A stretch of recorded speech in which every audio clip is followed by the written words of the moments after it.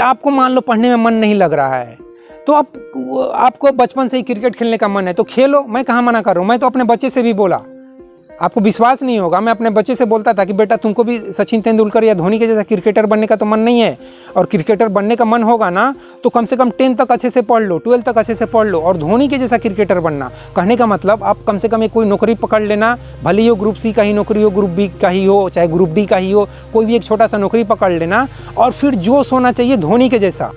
नमस्कार दोस्तों, आम आदमी की हालत कुछ ऐसी है कि उसको कुछ समझाने जाओ तो वो उल्टा आपसे ही कुछ उल्टे फुल्टे सवाल करना शुरू कर देगा, उल्टे फुल्टे तर्क देना शुरू कर देगा। जैसे कि आप किसी से कहो, किसी बच्चे से, किशोर से बोलो कि बेटा अच्छा से पढ़ाई लिखाई करोगे तो कल जाकर तुम डॉक्टर इंजीनियर बनोगे और बहुत पैसे कमाओगे, बहुत तुमको इज्जत मिलेगा, रिस्पेक्ट मिलेगा।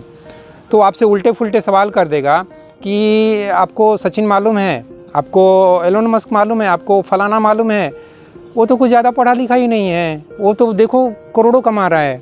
उसी तरह से मान लो किसी दोस्त से आप बोल देते हो कि यार ये सिगरेट शराब ज़्यादा मत पिया करो, अच्छा चीज़ नहीं है, तो आपसे उल्टा बात कर देगा कि तुमको मालूम है वो देखो डेली 4 पैग लगाता है और डेली 10 सिगरेट पीता है, फिर भी देखो कितना हेल्दी है, तुमसे ज़्यादा हेल्दी है।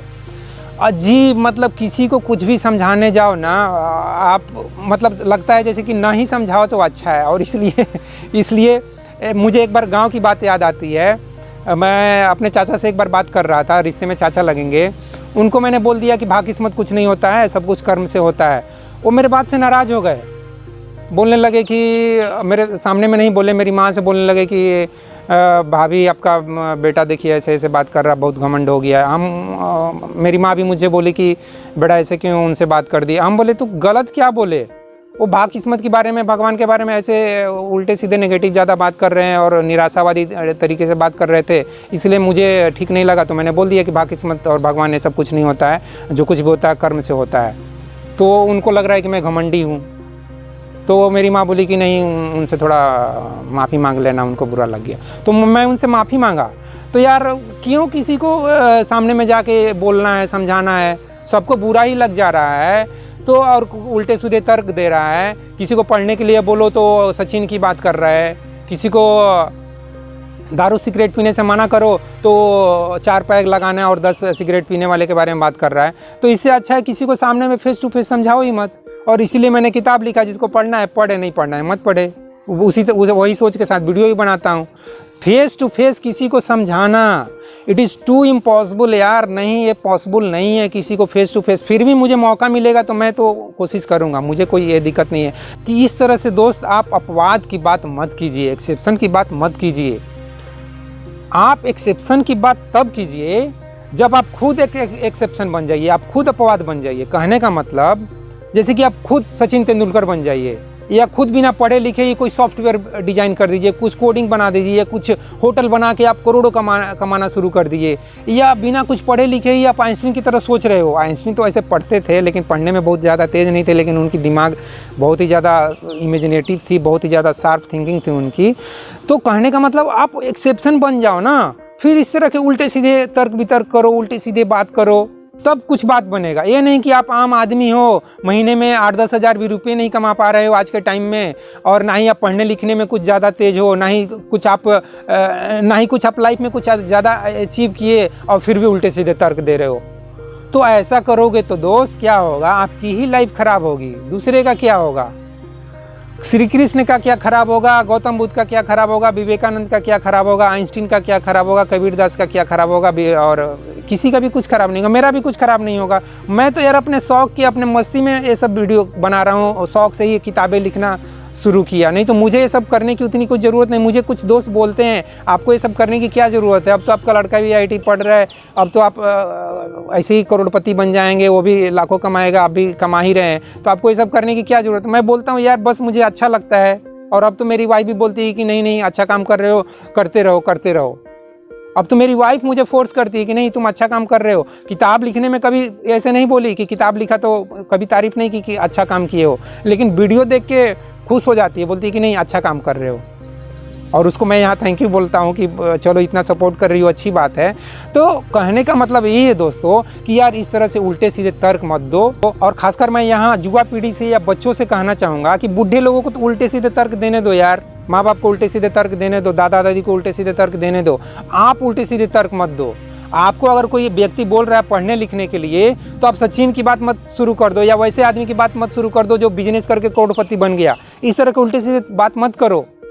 आपका काम है कम से कम IAS BA तक पढ़ना, ग्रेजुएट होना, ये सब मिनिमम सोचो कि मिनिमम इतना मुझे ग्रेजुएशन तक पढ़ाई करना है, उसके बाद मैं बिजनेस करूं, यूट्यूब पे वीडियो बनाऊं, चाहे संदीप महेश्वरी के जैसा भाषण दूं, कुछ भी करूं, लेकिन मिनिमम मुझे 12th क्लास तक या ग्रेजुएशन तक पढ़ना चाहिए। पढ़ने से एक दिमाग की शक्ति बढ़ती है, पढ़ने से हमारा इंटेलिजेंस पावर बढ़ता है। ये सब सोच के आपको पढ़ना चाहिए तो पढ़ना चाहिए यार, उल्टे सीधे मत तर्क दिया करो। और हाँ, आपको पढ़ाई में ज़्यादा मन नहीं लग रहा तो कम पढ़ लो, 10th तक ही अच्छे से पढ़ लो, लेकिन उस टाइम आप क्रिकेट अच्छे से खेलो ना।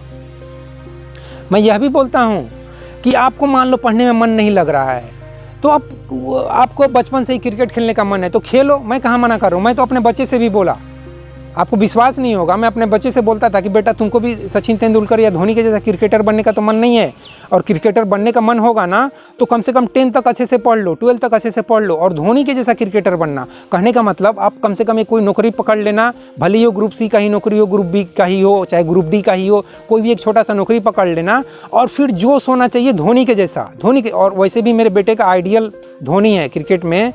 क्रिकेट फील्ड में जितने भी क्रिकेटर हैं उन सब में मेरा बेटा धोनी को लाइक करता है। तो मैं अपने बेटे को बोलता था कि धोनी के जैसा क्रिकेटर बनना, क्योंकि वो एक साधारण माँ बाप के बेटे हैं, तो वैसा तुम भी एक साधारण माँ बाप के बेटे हो, तो तुम भी उसी की तरह धोनी के जैसा क्रिकेटर बनना। और साथ ही मैं अपने बेटे को ये चैलेंज भी करता था कि देख बेटा, मैं तेरे बॉल पे 6 बॉल मुझे करोगे, तुम बॉलिंग करोगे, मैं बैटिंग करूँगा। अगर तेरे बॉल पे मैं एक भी छक्का मार दिया, एक भी चौका मार दिया, तो तुम बॉलिंग के मामले में फेल हो गए। उसी तरह से मैं बॉलिंग करूंगा, और तुम मेरे 6 बॉल में एक बॉल पर भी आउट हो गए, या एक बॉल भी चौका छक्का नहीं मार पाए, तो तुम बैट्समैन में भी फेल हो गए। कम से कम मेरे बॉलिंग पे या मेरे बैटिंग पे ये हालत तुम्हारी नहीं होनी चाहिए। अगर इस टेस्ट को तुम पास हो जाते हो तो मैं समझूंगा कि हाँ, तुम्हारे अंदर है टैलेंट यार, तुम धोनी बन सकते हो, तुम क्रिकेटर बन सकते हो। इस तरह से मैं अपने बेटे से साथ मजाक करता था यार, बात करता था। मजाक क्या, मैं सीरियसली भी बात करता हूँ अपने बेटे से। तो मेरा बेटा बोला नहीं, मैं ऐसे ही इंटरटेनमेंट के लिए खेलता हूँ, दिमाग को फ्रेश करने के लिए खेलता हूँ। हाँ, तब अच्छा है, खेलो, लेकिन ना तो तुमको पढ़ने में मन लग रहा है, ना तो क्रिकेट खेलने में मन लग रहा है, खाली वीडियो गेम खेलने में मन लग रहा है, टीवी पे सिनेमा देखने में मन लग रहा है, तो तुम अपने लाइफ को बर्बाद कर रहे हो।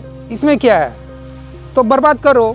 माँ बाप से जितना हो सकता है वो तुमको समझाएंगे, टीचर से जितना हो सकता है वो समझाएंगे, संदीप महेश्वरी और विवेक बिंद्रा से जितना हो सकता है समझाएंगे, और मुझसे भी जितना हो सकता है मैं समझाऊंगा। और क्या कर सकता हूँ, कुछ नहीं कर सकता हूँ। आपका थोड़ी जो हाथ पकड़ के नहीं आप पढ़ो पढ़ो पढ़ो, ऐसा कौन करेगा यार। माँ बाप नहीं कर पाते हैं, टीचर क्या करेंगे, और मैं क्या करूँगा, संदीप महेश्वरी क्या करेगा, कोई कुछ नहीं कर सकता है। तुम्हारी लाइफ चौपट होगी तो होगी, इसके लिए तुम खुद सबसे ज़्यादा जिम्मेदार होगे।